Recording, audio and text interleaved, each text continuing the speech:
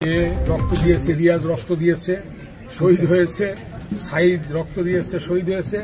এমনি ভাবে শত শত ছাত্র জনতা রক্ত দিয়েছে। আমরা তাদের আত্মার মাগফিরাত কামনা করি এবং তাদের রক্তের বিনিময়ে আমরা যে নতুন করে বাংলাদেশ স্বাধীন পেয়েছি, এই স্বাধীনতাকে ধরে রাখতে হবে, এই অর্জিত স্বাধীনতাকে রক্ষা করতে হবে এবং এই দেশকে এগিয়ে নিয়ে যেতে হবে এবং নিপীড়িত বঞ্চিত ছাত্র সমাজ যারা অধিকার হারা ছিল তাদের অধিকার প্রতিষ্ঠা হয়েছে, সেই অধিকার ধরে রাখতে হবে।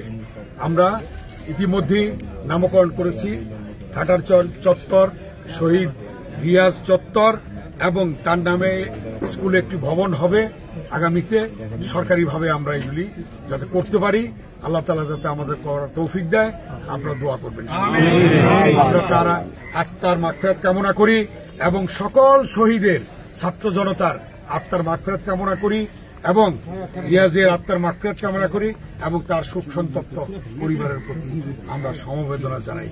আমাদের আন্দোলন থেমে নেই, এই আন্দোলন চলবে যতদিন পর্যন্ত এই স্বাধীনতা অক্ষুণ্ণ রাখার জন্য যদি আবার রাস্তায় নামতে হয় আবার রাস্তায় নামবে।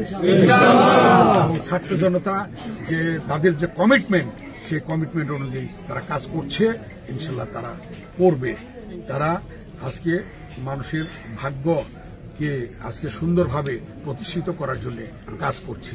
অতএব এই ছাত্র জনতার প্রতি আমরা শ্রদ্ধা জানাই তাদের এই কার্যকলাপের জন্য, তাদের এই কর্মকাণ্ড। ধন্যবাদ।